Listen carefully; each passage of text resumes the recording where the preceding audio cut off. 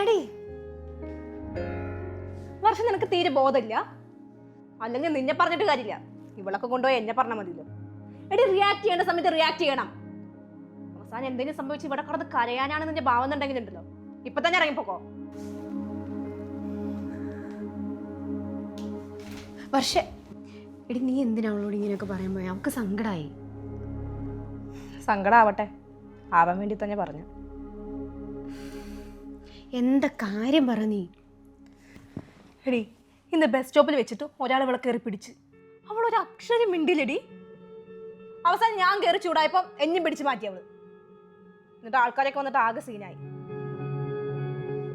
നാട്ടുകാർ പറഞ്ഞതാ പോലീസ് സ്റ്റേഷനിൽ പോയിട്ട് കംപ്ലൈന്റ് കൊടുക്കാന്ന്. അപ്പോൾ അവള് പറയാ വേണ്ടാന്ന്. എന്നിട്ട് ഇവളെ കയറി പിടിച്ചവൻ എന്നോട് ചോദിക്കുക, അവൾക്കില്ലാത്ത പ്രശ്നം എന്താ നിനക്ക്? എല്ലാവരും മുന്നിൽ വെച്ച് ഞാൻ നാണം കിട്ടും. ഇത് ഫസ്റ്റ് ടൈം ഒന്നല്ല അങ്ങനെ. എടി സത്യം പറഞ്ഞാൽ എനിക്ക് ഭയങ്കര പേടിയാണ് അവളുടെ കാര്യം. ഇവളെങ്ങനെ ജീവിക്കുക എങ്ങനെ പോയാ? എടി നിനക്കെന്തെങ്കിലും സംഭവിക്കുമല്ലോ എന്ന് ഓർത്തിട്ടായിരിക്കും അവൾ മിണ്ടാതിരുന്നത്. നിനക്ക് 4 കൊല്ലമായിട്ടല്ലേ അവളെ അറിയൂ. എനിക്ക് 22 വർഷമായിട്ട് അവളെ അറിയാം. നീ ഒന്ന് ആലോചിച്ച് നോക്കിക്കേ, നിനക്ക് അവളുടെ ഫാമിലിനെ പറ്റി എന്തെങ്കിലും അറിയാവോ? അതില്ല.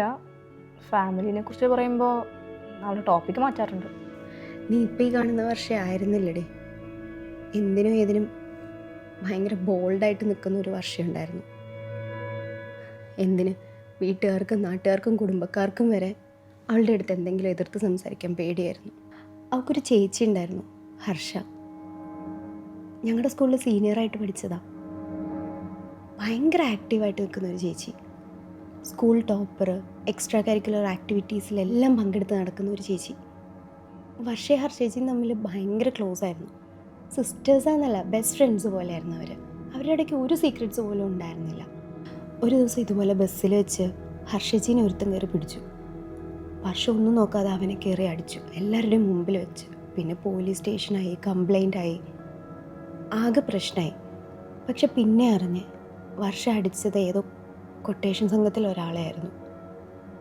അവന്മാരൊക്കെ കൂടി വാശി തീർത്തത് വർഷയുടെ അടുത്തല്ല, ഹർഷേച്ചിയുടെ അടുത്താണ്.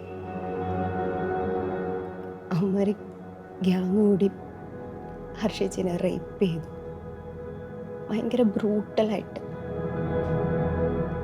ഞങ്ങൾക്ക് ഹർഷേച്ചിനെ കിട്ടിയത് തിരിച്ചറിയാൻ പോലും പറ്റാത്ത അവസ്ഥയിലായിരുന്നു. പിന്നെ വർഷം ഒരു 3-4 വർഷത്തേക്ക് അതിൻ്റെ ഒരു ഡിപ്രഷനിലായിരുന്നു. അതിന് തിരിച്ചു കൊണ്ടുവരാൻ ഞങ്ങൾ ഒരുപാട് കഷ്ടപ്പെട്ടു. എടി പക്ഷേ ഇങ്ങനെയായിട്ട് കാര്യമില്ലല്ലോ. റിയാക്ട് ചെയ്യേണ്ട സ്ഥലത്ത് റിയാക്ട് ചെയ്യണ്ടേ? എല്ലാം ശരിയാവുമായിരിക്കും. അല്ലാതെ ഇപ്പം ഞാൻ എന്ത് പറയാനാ? നമുക്ക് വെയിറ്റ് ചെയ്യാം. ഞാൻ അറിയാതെ എന്തൊക്കെ പറഞ്ഞു.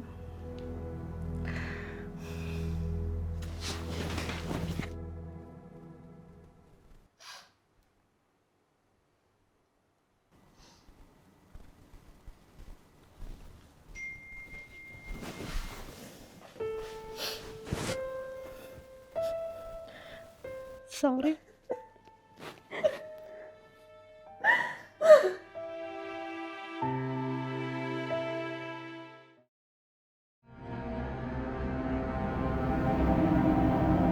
ഇങ്ങനെ കാഴ്ചക്കാരായി മാത്രം ഇരുന്നാൽ മതിയോ?